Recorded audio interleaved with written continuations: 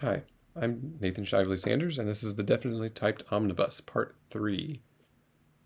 So this is going to be a fairly quick, I hope, explanation of how to update Definitely Typed when new TypeScript versions ship, including the RC, actually. If you're in a hurry, the full instructions are in the source. I recommend just going there and following the instructions. This is going to give you some background on why it's happening, and then I'll do a demo of how to actually make the code change. So, why update Definitely Typed for new TypeScript versions? Well, two reasons. One is that TypeScript itself, the team tests new PRs and new versions of in development TypeScripts on Definitely Typed because TypeScript is a gigantic source of wild and wonderful types.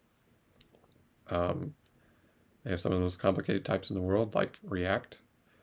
And it turns out we don't want to test every single TypeScript version ever because that takes way too long.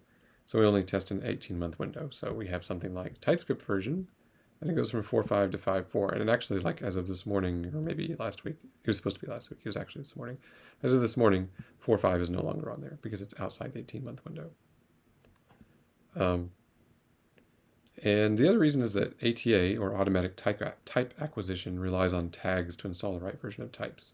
So that's where you have, say, some random standalone JS file. It's not part of any TS project or anything like that. And you type import React from React. And we want to give you types even though you're in a JS file and you haven't done any setup of any project or anything. And it will install @types React in a cache directory somewhere. And it needs to know what version because, say, you're running some ancient TypeScript. Say you're on an ancient Visual Studio running an ancient TypeScript 3.4. We stopped testing because of that 18-month window. We stopped testing React types after 17.0.2. So it's not safe to install anything newer than that. So ATA will say, I'm an ancient version. I'm running TS 3.4. npm, what should I be installing? And it'll redirect 3.4 to 17.02. But if you're on a 5 series, it'll just point you to the latest thing. And so we need to be able to update after every release the 5.3, 5.2, 5.4, all those to point to whatever the latest React is. So that's why. How? Here's a textual explanation of how, although I'm just going to show you in VS Code because I think it's a lot easier. So this is the Definitely Typed Tools repo.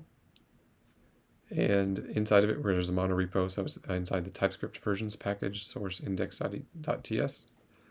And the heart of it here is two types. We've got unsupported TypeScript version and TypeScript version. These are the ones that are supported. These are the ones that are not. There's quite a few here you can see.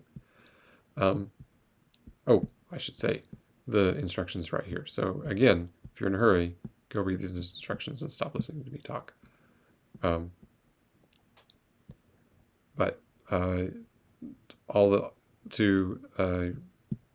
To add a new version, whether it's shipped or just in development, add it to the end of TypeScript version. So you can see we've already got 5.4 here. You also have to update the values. So there's 3 values that you have to worry about. There's unsupported, that's just the same, that's not too surprising. But then there's shipped and supported. Supported ones include things that haven't technically shipped yet. So 5.4 is in development, so it's at the end of that list. And there will always be something that's in development at the end of the list. When we add an RC, so step 1 is, for the RC, what you'll do is add the new version to the end of the type, and then add the new version to the end of supported. Now, when something ships, it's actually, there's actually less to do. You don't have to change the types because it's still supported, but you do need to move, say, 5.3, which just shipped, to shipped here. And then you update tests. But when something ships, that also means that the support window is moved. And so you also want to, actually, let's update the type first. So you're going to want to move the type that you're deprecating from TypeScript version to unsupported TypeScript version. Okay, and now the value will immediately tell you that you're doing something wrong, which is nice because the type is type checked. You move the 4.5 down to here. Okay, so to ship, you move 5.3 over here, and you move 4.5 down here. So supported to shipped, and then from shipped to unsupported. And as you can see, there's just everything back to the beginning of at types is listed in unsupported.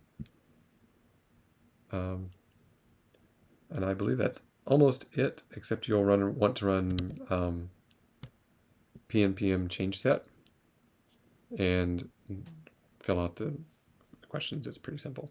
And then the bot will create a follow-up PR after your current PR is merged.